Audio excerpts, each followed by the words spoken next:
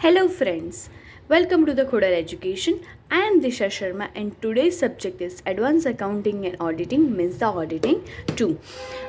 In this subject we will study chapter 5 audit programs. There are various types of audit programs in auditing, but in our syllabus there are three main and important audit programs which is written here, which is hospital run by a charitable trust, second one is education institutes, and third one is a branch of commercial bank. I will make three videos for them, and this is the first part of this series. And in this video we will discuss about the hospital run by a charitable trust audit program. Okay, the first of all, constitution and regulation. Where the hospital is established under some special constitution like charitable trust, the auditor should examine trust deed. यानी कि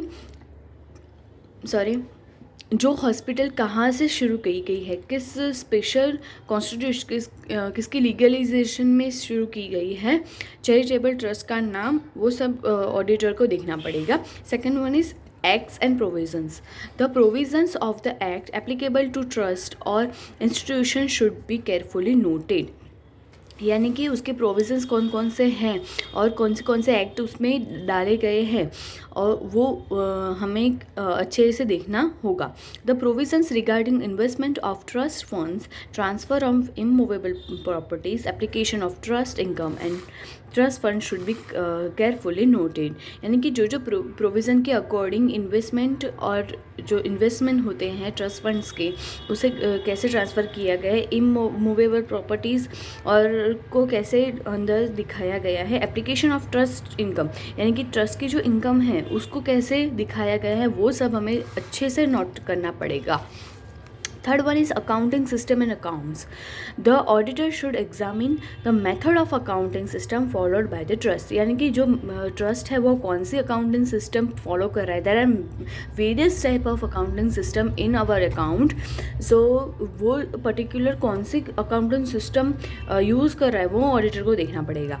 the public charitable trust has to file form number 8, 9 and 9C and audit report to the charity commissioner. यानी कि जो charity का commissioner होता है, ऐसा नहीं होता है कि ऐसे ही हम चैरिटी स्टार्ट कर सकते हैं, ऐसा नहीं होता है. चैरिटी का एक पर्टिकुलर कमिश्नर होता है जो अपॉइंट किया गया होता है गवर्नमेंट के थ्रू. उसको हमें कौन कौन से नंबर 8, 9 एंड 9C वाला फॉर्म उसने फिलअप किया है या नहीं किया है ऑडिट रिपोर्ट के लिए, वो हमें देखना है. Fourth one is internal control system. The auditor should examine the system of internal control relating to various kinds of income, bed charges, stock of medicines, furniture etcetera.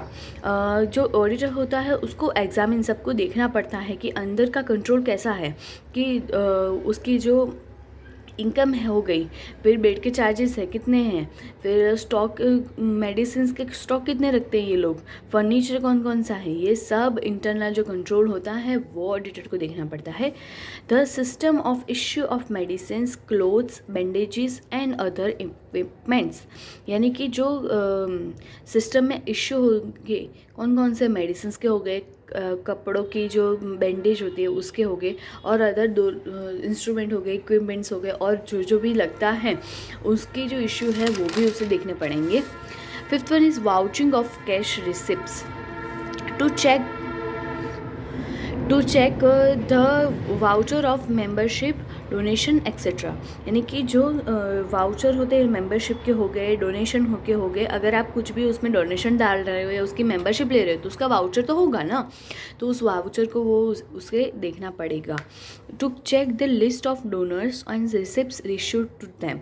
यानी कि जो डोनर्स होंगे, जिसने डोनेशन दिया है, उसे भी हमें रिसिप्ट देनी पड़ेगी. उसको पता कैसे चलेगा कि हाँ मैंने पैसे दिए, या हमें कैसे पता चलेगा कि इसने पैसे दिए हैं.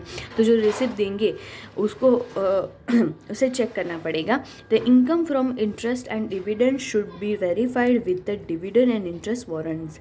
इनकी जो इनकम आती है कहाँ से, इंटरेस्ट से और डिविडेंड से, उसे वेरीफाई करना पड़ेगा हमें, और इंटरेस्ट वारंट्स को भी वेरीफाई करना पड़ेगा कि कैसे हो रहा है सब कुछ, कैसे आ रही है इनकम, कितनी आ रही है, और अगर आ रही है तो सही तरह की यूज़ हो रही है या नहीं हो रही है. The auditor should verify that the grant received from the local body is utilized according to the terms and condition of the grant। यानी कि जो ग्रांट हमें मिल रही है, जो गवर्नमेंट के थ्रू जो पैसे मिल रहे हैं वो अच्छे से मिल रहे हैं, और अगर मिल रहे हैं तो फिर जितना भी पर्पस होता है कि चलो ये ग्रांट मिलेगी तो हम ये करेंगे, ऐसा प्रोविज़न बनाया गया है ट्रस्ट ने, तो वो अच्छे से फॉलो वो कर रहे हैं या नहीं कर रहे हैं, या फिर कोई गुलम गुल हो रहा है अंदर, ऐसा उन्हें देखना पड़ेगा। किसको? ऑडिटर को। Bill register and receipt for payment of amount due from patients should be checked with entries in cash book.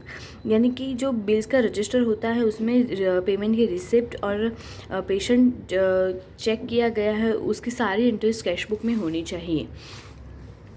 6.1 is vouching of cash payments to check all the vouchers for salary and employees को हम salary देंगे, उसके सारे vouchers जितने भी vouchers होते उन्हें हमें चेक करना है।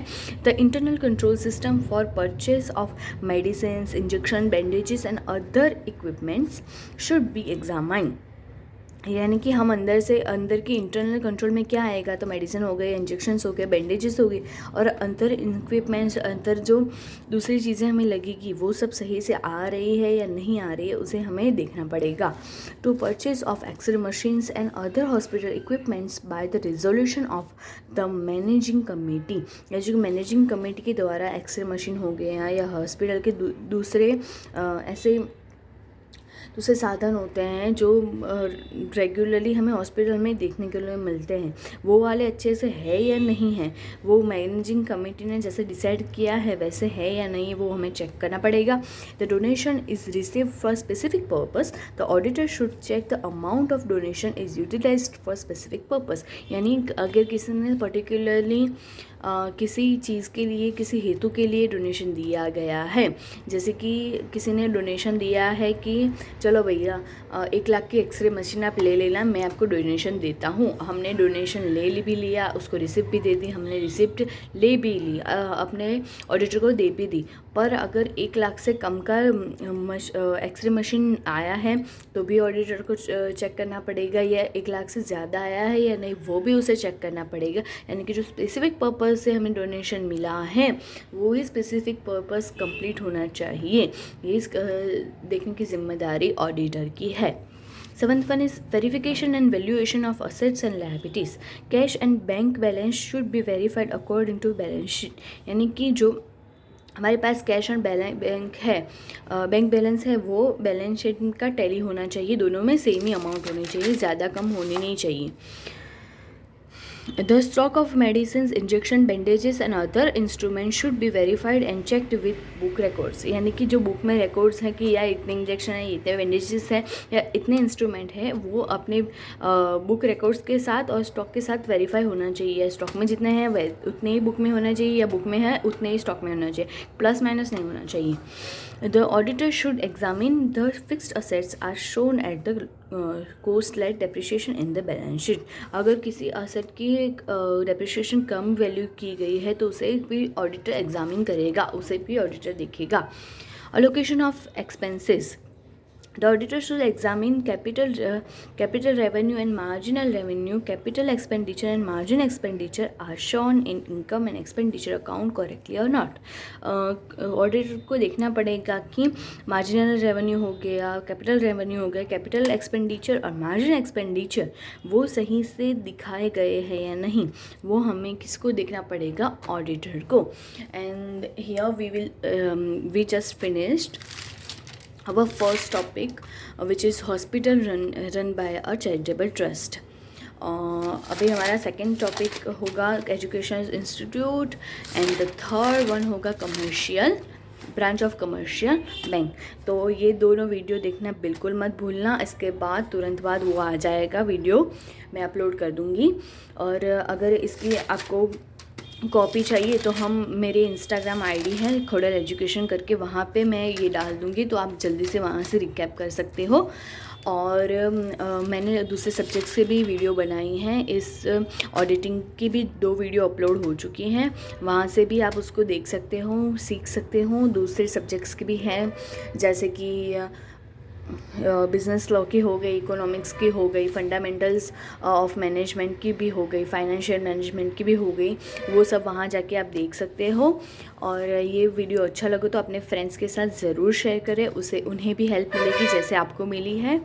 और अपना सपोर्ट मुझे दे ताकि मैं ऐसे ही अच्छी अच्छी वीडियो आपको लिए बना सकूं। और डेफिनेटली ये दोनों वीडियो मिस आउट मत करना, ये 3 टॉपिक्स बहुत इंपॉर्टेंट है। इन दिनों में से एक ही तो आएगा ही आएगा एग्ज़ाम में। अगर आप गुजरात यूनिवर्सिटी में पढ़ रहे हो, बीकॉम में पढ़ रहे हो, तो ये तो भैया पक्का आने वाला है और आप मुझे थैंक यू भी बोलने वाले हो। अगर आपको कोई भी क्वेरी हो तो आप मुझे यूट्यूब के कमेंट सेक्शन में भी बता सकते हो, या फिर हमारा जो आईडी है इंस्टाग्राम पे खुड़ल एजुकेशन करके, वहाँ पे भी आप मुझे डीएम कर सकते हो। मैं डेफिनेटली आपको आंसर दूंगी, डेफिनेटली आपकी क्वेरी सॉल्व करने की कोशिश करूँगी। और तो उससे फिर मिलते हैं एक नए वीडियो के साथ जल्द ही। तब तक अपना ध्यान रखें और ऐसे ही सपोर्ट बनाए रखें। Stay tune and thank you so much for watching this video. Meet you soon guys.